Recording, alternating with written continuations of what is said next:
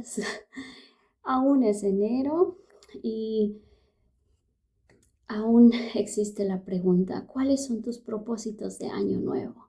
¿Se lo han preguntado? ¿Ya lo hicieron en diciembre?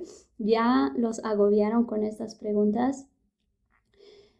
Quiero que sepan que lo importante es que cada día es una nueva oportunidad para restablecer lo que queremos, lo que funciona y lo que no funciona.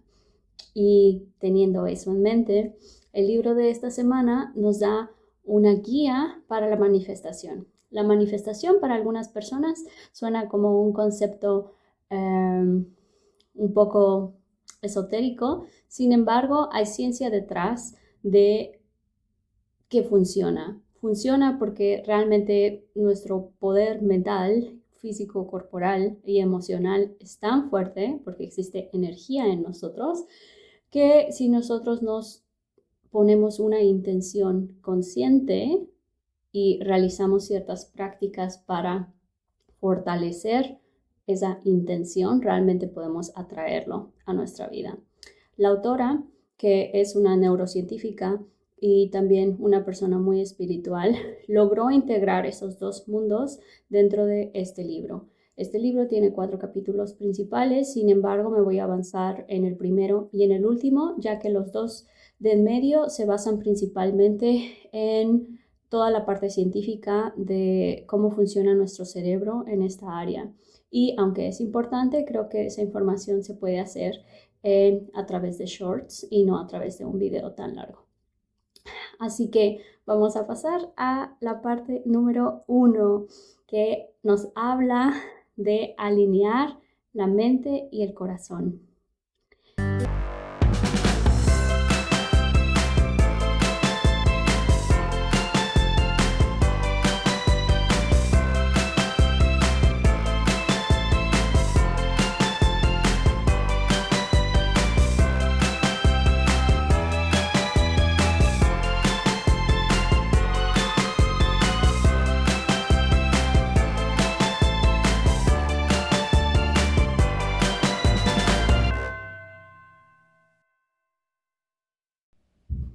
Para iniciar, se nos menciona que existen 6 principios. Estos 6 principios dentro de la manifestación que nos van a ayudar a tener una alineación y coherencia entre nuestra mente y corazón son los siguientes.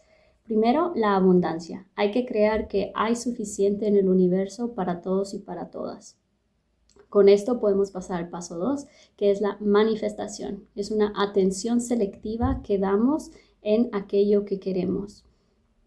Principio número 3, el deseo magnético. Cuando tenemos una intensidad emocional en aquello que deseamos, le estamos agregando más energía al concepto de lo que deseamos atraer a nuestra vida. Cuarto, paciencia.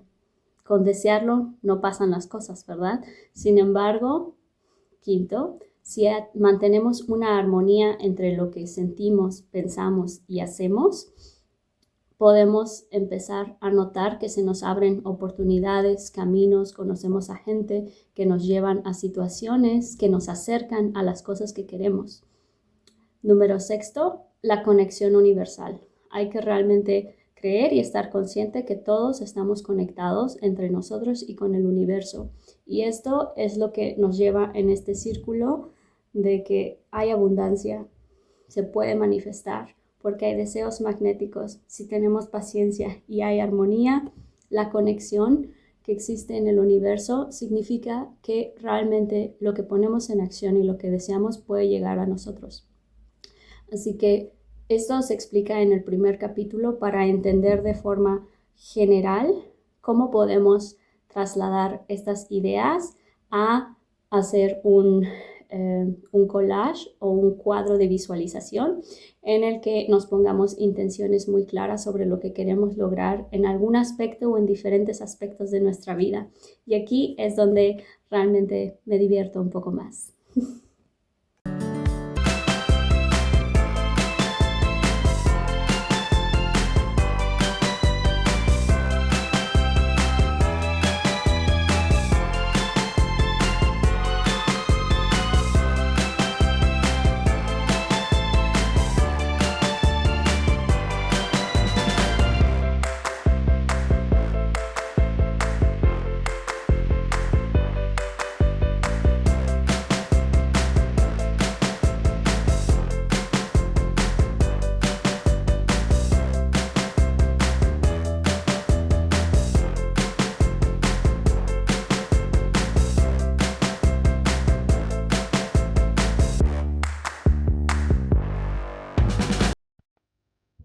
Si han seguido los consejos del primer libro en el que hablé las semanas pasadas, habrán aprendido que a veces existen situaciones desagradables en la vida que si algo nos muestran es lo que no queremos volver a experimentar. Y ese es un muy buen punto de partida para sentarnos a pensar, ok, ¿qué es lo que quiero? ¿Cómo quiero sentirme? Y dentro de esa visualización de lo que no queremos y de lo que sí queremos, la autora nos da una serie de pasos para ayudarnos a guiar qué podemos hacer, en qué podemos pensar para traer una conciencia selectiva a lo que queremos.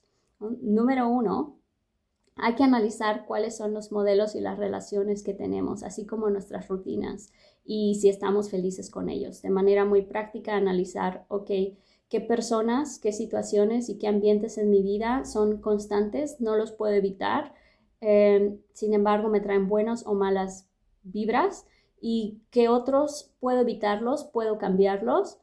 Sin embargo, quizá aún no me atrevo, aún no veo la manera. Entonces, empezar a escanear estas situaciones que tenemos y comenzar a identificar cuáles nos dan energía, cuáles nos drenan.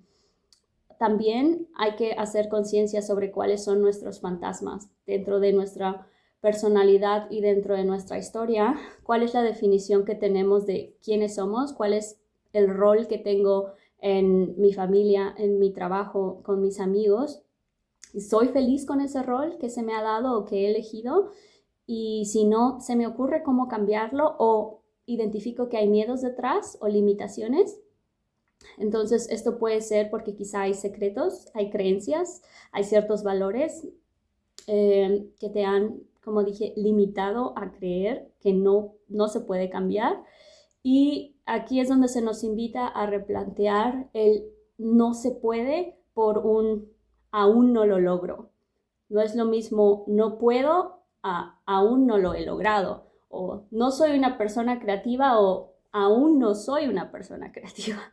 Y aunque parezca chusco, realmente el cerebro es una máquina y lo que le decimos lo toma como una orden. Y si decimos no puedo, le quitamos incluso al subconsciente la curiosidad de intentar algo diferente, porque es como una sentencia decir no puedo en lugar de aún no lo logro. ¿Qué puedo hacer para lograrlo?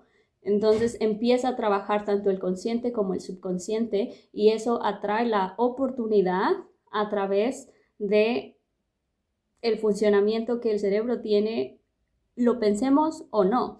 Entonces, amigos, a reformular, reformular las creencias limitantes que tenemos, así como también reformular el fracaso.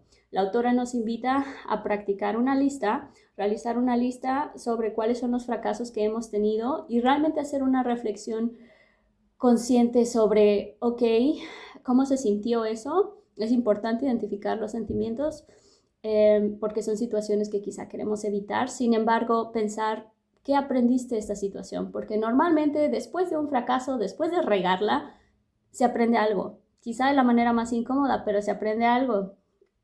Afortunadamente, en el mejor de los casos, espero, has aprendido algo de tus fracasos más grandes, incluso si es la humildad a pedir perdón, a reconocer cuando hiciste algo mal o a saber que, ok, me levanté y no pasó nada, no me morí, fallé y sí, me dio vergüenza, fue terrible, pero seguimos aquí.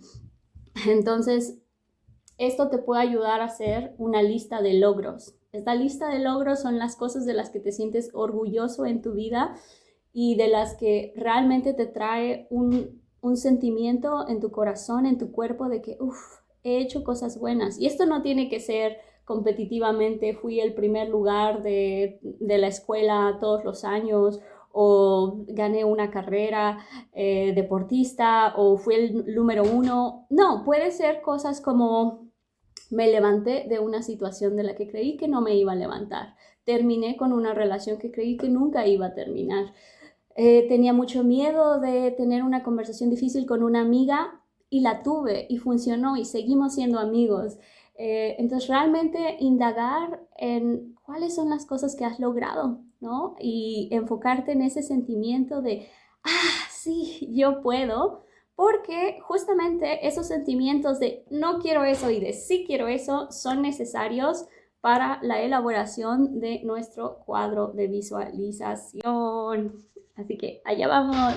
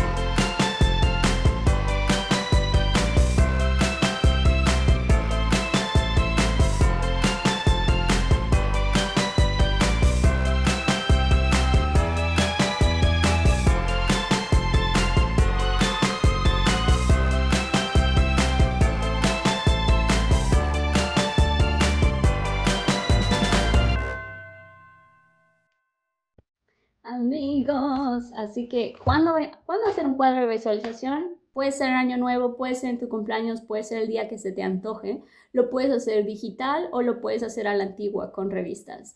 Y pues ya les presento el mío por aquí.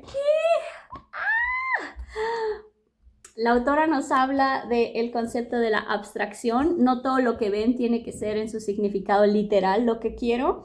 Sin embargo, para mí cada una de estas imágenes tiene un significado muy personal que solo yo sé. Jaja. Y al verlo recordaré en esas cosas. Hay que ponerlo en un lugar visible y hay que realmente poner atención a las cosas que nos hemos determinado que queremos observar y empezar a escuchar las señales que hay en nuestro cuerpo sobre, sí, quizá a veces empezamos a tomar más atención en ciertos sonidos, olores, guías, y eso es la activación del instinto. Le hemos dado como una preorden al cerebro de que esto es lo que queremos y empezar a trabajar siempre que, claro, también recordemos la armonía entre lo que pensamos, lo que sentimos y lo que hacemos, ¿no? Entonces, mientras esa armonía exista, existe también una sintonía para identificar las energías que nos ayuden a materializar todo eso que deseamos. Así que espero les haya gustado realmente el video de esta semana. Díganme si alguna vez han hecho alguno, compartan si es que hacen alguno. Y sí, gracias por un video más.